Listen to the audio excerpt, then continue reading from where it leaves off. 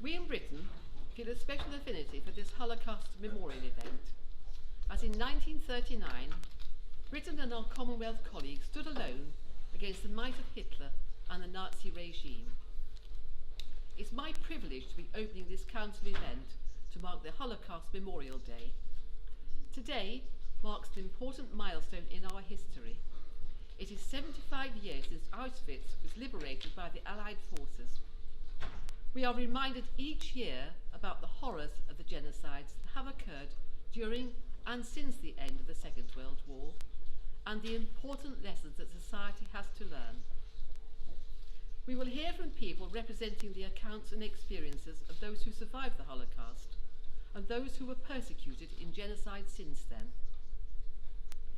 The Richard Dimbleby footage of the British troops liberating Belsen concentration camp in 1945 remains one of the most harrowing images of the Second World War, and it's vital that we do not allow the horrors of what happened to be forgotten or denied. The genocidal policies of the Nazi regime resulted in the systematic murder of 6 million Jewish people, as well as those with mental and physical disabilities, Polish and Slav peoples, and Roma and Shinti of Europe. The scale and the nature of the brutality was beyond evil. Since then, there has continued to be genocides across the world, including Srebrenica in the Bosnian conflict in 1995. The history of genocides is used by the National Holocaust Centre and Museum in Laxton, Nottinghamshire, as a model of how society can collapse.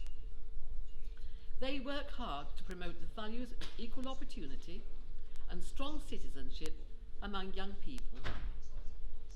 I am proud that the Centre has made its home here in Nottinghamshire, where it's been promoting understanding and the roots of discrimination and prejudice ever since. I wish to thank everyone today involved in making today's event possible, and I would urge people here to visit the National Holocaust Centre and Museum to see the important work that they do.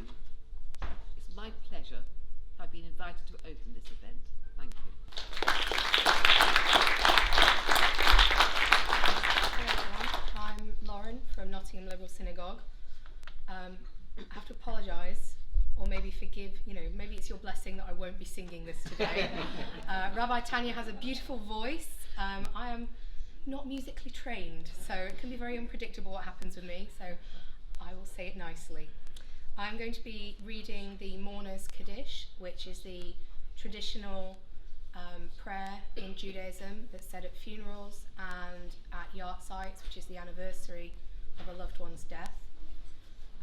In the Liberal Synagogue, we say this every single week for every victim of the Holocaust who doesn't have living descendants to say it for them anymore. It's a prayer in Aramaic, and it's notoriously difficult to pronounce. It is a prayer of mourning and death, but at the same time it affirms life and reminds us when we say it that even though we're in the heart of darkness, there is still life all around us, and the giver of life, God, is still with us.